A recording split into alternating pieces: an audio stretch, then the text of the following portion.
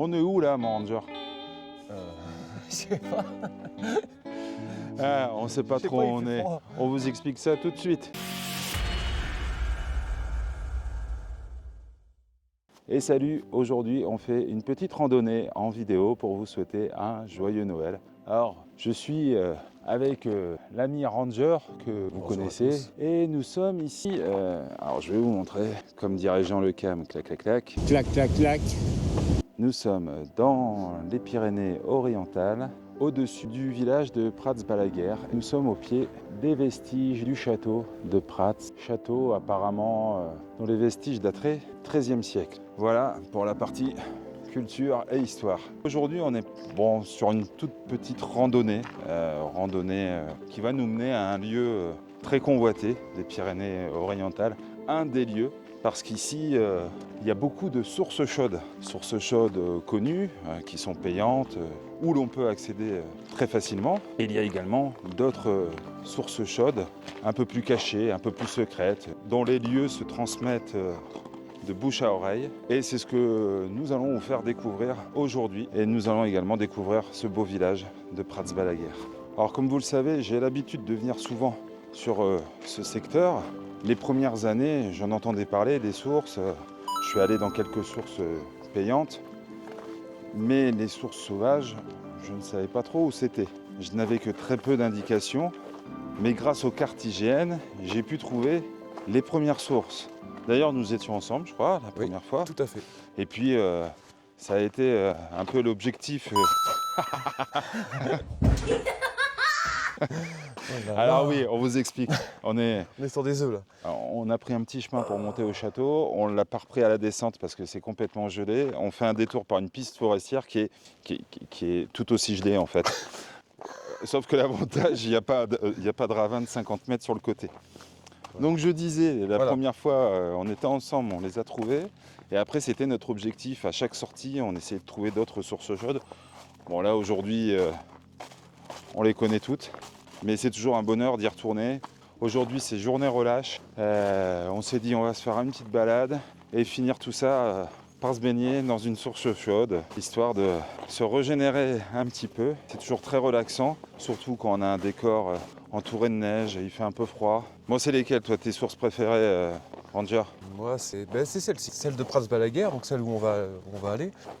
Après, c'est celle-ci, mais il y a beaucoup de monde, donc du coup, c'est pas... Mais là, on va voir aujourd'hui, donc on est en période hivernale, et on espère les avoir pour nous. Sinon, après, les trois bassins, il y a moins de monde. Là, on peut y aller toute l'année. Mais celles-ci sont, je sais pas, j'aime bien. Alors, des sources chaudes, vous en trouverez un peu partout. Des fois, c'est sur des parcelles privées, mais le propriétaire laisse l'accès libre. Le tout, c'est de respecter, comme toujours, respecter les lieux, parce qu'un jour, ce sera fermé. D'ailleurs, celle où on va, malheureusement, ça a causé des problèmes aux habitants du village au-dessus, puisque la notoriété grandissant des lieux, ça a attiré pas mal de monde, dont des gens qui se sont quasiment installés à l'année, dans des tentes, et puis une accumulation de personnes qui se garaient de manière illégale. Et pour accéder au village, il faut savoir que c'est une toute petite route où on ne passe pas à deux de front. Et c'est gêner les habitants qui rentraient chez eux. Donc il y a eu des interventions de la gendarmerie à de multiples reprises, un réaménagement de la chaussée qui mène au village. Donc maintenant on ne peut plus du tout se garer sur le bas-côté pour accéder à ces superbes sources. Il faut marcher un peu et c'est tant mieux, parce que ça se mérite. Donc ça, ce sont les sources de Prats-Balaguer. Mais nous, c'est vrai qu'on en connaît d'autres. Malheureusement, on ne vous donnera pas l'indication précise, mais on va vous les montrer en vidéo. Elles sont moins fréquentées parce que difficilement accessibles. Vous pouvez toutefois profiter des sources d'eau chaude en payant. Alors vous en avez pas loin d'ici les bains de Saint-Thomas avec des bassins extérieurs. Vous avez les bains de Liot où là vous avez beaucoup de bassins extérieurs mais également un bassin intérieur. Vous avez les bains de Dore, donc ceux-là sont les plus minimalistes. Ce sont d'anciens thermes romains. On peut en voir quelques vestiges. Après, plus bas dans la vallée, vous avez des sources d'eau chaude vers Amélie-les-Bains avec une fameuse cure thermale. Et les anciens terres. Et des anciens thermes romains également. Alors ils sont préservés comment à Amélie-les-Bains? Amélie-les-Bains, c'est une structure qui a été reconstruite par-dessus les termes romains d'origine. Il y avait des ruines tout simplement, construites par-dessus. On a encore À la Renaissance. les soubassements. Voilà. Il y a encore une voûte qui est encore debout. Alors ça c'est les seuls termes qu'on n'a pas encore, On n'a pas été voir. on n'a pas visité. Enfin bref, vous l'aurez compris, on est passionné de sources chaudes, à tel point que l'année dernière, pour la période du Nouvel An, nous sommes partis dans le Cantal et nous sommes allés à Aigues, Chaudes-Aigues, à Chaudes-Aigues. C'est un village dont thermal. l'étymologie vous fait comprendre qu'il y a des eaux chaudes. Et nous avons vu pas mal de sources chaudes, ce village est magnifique. Même l'église est chauffée grâce à l'eau chaude L'église et les habitations et également. quelques habitations Puis aux alentours. aujourd'hui, il en reste encore quelques-unes, mais la plupart évidemment ont changé de système de chauffage. Mais ce qui est dommage parce qu'en fait tout le village était chauffé comme ça. Donc, il reste encore l'église qui est chauffée évidemment par. On va trouver aussi non loin d'ici des sources chaudes, forcément côté espagnol. Et là, quelque chose qu'on ne sait pas trop, la frontière est à côté. De l'autre côté, on a une zone naturelle, une ancienne zone volcanique, la zone des Garrochas, avec une quarantaine de petits volcans très similaires à ceux qu'on trouve dans le Puy-de-Dôme, en Auvergne. Le plus grand fait combien de mètres, Ranger? Voilà, c'est 750. Voilà, Pas plus de 800 mètres en tout cas, c'est une petite cône, petite colline. des petits volcans qui aujourd'hui sont très verts, très arborés. Ça ressemble beaucoup à la chaîne des Puys chez nous en France. On n'a pas encore eu l'occasion d'aller visiter. C'est à 2 heures de route d'ici. On le fera probablement un été. On vous montrera ça. Et on sait que par là-bas, et sur les contreforts, entre cette chaîne des volcans et les contreforts des Pyrénées, il y a une multitude aussi de sources chaudes. Donc côté espagnol, mais toujours ici en Catalogne. Bon, on voulait profiter de cette vidéo aussi pour vous souhaiter de joyeuses fêtes de fin d'année et un joyeux Noël. Au moment où vous verrez cette vidéo, je serai sûrement en bivouac. Vous verrez la vidéo bientôt. Mais voilà, on voulait vous faire profiter de ces paysages enneigés. Enfin, on a vu beaucoup plus de neige ces derniers jours. Là, on a fait quand même plein de balades en raquette ces derniers jours. Il y a eu des paquets de neige ici sur les Pyrénées-Orientales.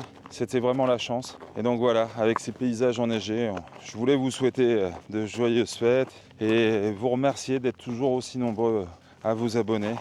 C'est super sympa. Ça donne de la force à continuer les vidéos. Alors ce qui est très marrant dans ce village là, c'est qu'on a l'église qui est assez excentrée du village et on a aperçu un beffroi tout à l'heure, un tout petit beffroi. C'est assez étonnant. On approche de l'église de Prats, on va voir si elle est ouverte. Elle a l'air très, très mignonne, mais ça devient compliqué aujourd'hui d'accéder aux églises. Alors vas-y, monte. Est-ce que c'est ouvert? Non, on a un lot qui est... Nous on n'est pas des vandales. On n'est pas des vandales, mais bon, on nous laisse jamais rentrer. Oh. La porte n'est pas toute jeune là. Hein. Bon, c'est vrai qu'on vient pas faire une prière, mais on voudrait juste admirer l'architecture des lieux. Bon, il nous faudra revenir une autre fois peut-être pour visiter cette église de Prats. Eh bien, nous allons continuer notre chemin. Nous étions là-bas tout à l'heure, le château sur les hautes. Alors ça paraît pas bien haut, mais je peux vous dire qu'on y est monté tout à l'heure. Il y a un beau petit dénivelé. Bon, Ranger, ces sources chaudes. Pourquoi il y en a autant dans les Pyrénées catalanes? Alors autant, en fait, c'est l'eau qui s'infiltre, donc il y a 5000, 10 000 ans, on ne sait pas exactement, les précipitations. Oula. Voilà, j'ai réussi à m'en sortir. Jamais 203. Hein. Alors franchement, on a fait du ski, on a fait des raquettes dans des coins pas possibles. Là, on est sur un pauvre chemin. On va se faire rapatrier sanitairement. Ouais. Bon, alors. Ouais, quand tu disais de l'eau, ça peut être de l'eau de pluie, de la neige. C'est les précipitations neigeuses, pluvieuses, ce que l'on veut, qui s'infiltrent dans la terre. Alors là, ici, il y a du relief, donc ça s'infiltre plus ou moins profondément. Plus ça s'infiltre profond, plus la température de l'eau augmente, la température en profondeur est plus chaude, donc ça s'appelle la géothermie. Cette eau finit par rejaillir, alors elle met du temps parce que plus elle s'infiltre profond, plus elle va mettre du temps à remonter. Alors ici il y a un système particulier et en plus il y a des failles. Donc voilà, ça fait des petites sources un peu partout le long des vallées, alors ça va jusqu'à Amélie-les-Bains. Puis il y en a sûrement du côté espagnol, alors là avec en plus un système de volcans qui rajoute. Les volcans dont on parlait sur Exactement. La zone de la Garrocha, à ne pas confondre avec les Garroches qui sont de l'autre côté. Et nous avons fait une balade là-bas cet été, je vous mets le lien en description. Mais donc apparemment ces eaux auraient des vertus Thérapeutique, alors des bienfaits sur la peau, sur la respiration. La respiration surtout. Alors, pour la petite histoire, un beau jour, Ranger est tombé sur une sorte de guérisseuse des sources. Et Ranger souffre un peu d'asthme, elle a eu droit à un soin. Non, ne vous méprenez pas, il n'y a rien eu de scabreux, mais un soin, bon voilà, on n'est pas très une alternative, tout ça, Et ici c'est que ça. on n'y connaît pas grand chose. Alors là, bien évidemment, nous allons arriver, nous sommes pas loin des sources chaudes, et pour préserver l'intimité des gens, je vais pas trop filmer. Parce que la particularité, c'est qu'il y a beaucoup de naturistes qui vont se baigner. Donc faut pas être surpris de voir des gens tout nus quand on va dans les sources chaudes. Alors j'étais venu ici à la même période, il y a 4 ans, il n'y avait personne. Là on ne sait pas. On ne sait pas s'il y a du monde ou pas. Donc on va déjà enlever nos micros pour être un peu moins intrusif. Et puis la caméra, je vais la sortir si je peux. J'espère vous montrer des images, sinon cette vidéo n'aura aucun sens. On aura fait tout ça pour rien. Du moins pour vous, parce que nous on va quand même prendre un bon bain.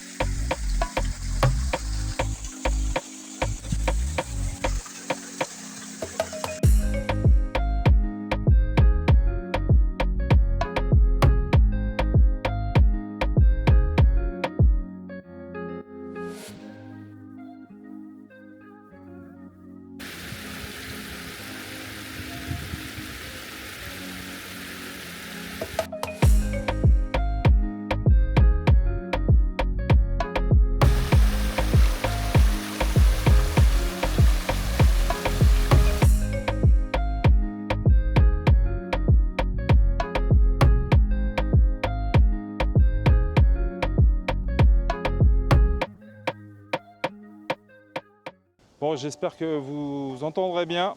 Test micro avec le vent. Voilà, on vient de faire notre petite baignade. Comme on avait dit, on n'a pas beaucoup filmé. Il y avait quand même pas mal de monde. Une dizaine de personnes quand on est arrivé. D'autres qui sont arrivés après. Donc, pour préserver l'intimité des gens, on n'a pas filmé. Et je vous rassure, tout le monde n'était pas tout nu. Donc le vent s'est levé. Et vous avez vu, il y a il y a un peu de grimpette à faire pour accéder aux sources. C'est pas facilement accessible. Alors si on vous a filmé celle-ci, c'est que c'est les plus connues en fait. Tout le monde sait où elles se trouvent. Et il y a quelques années, j'aurais pas osé les filmer et vous les montrer, mais aujourd'hui, avec les réseaux, tout le monde connaît cette source de Prats-Balaguer. Elle est même sur Wikipédia. Enfin bon, c'est pas une source secrète. Alors là, c'était marrant parce qu'on avait quand même pas mal de neige jusqu'à la source. On a pu bénéficier du bassin le plus chaud.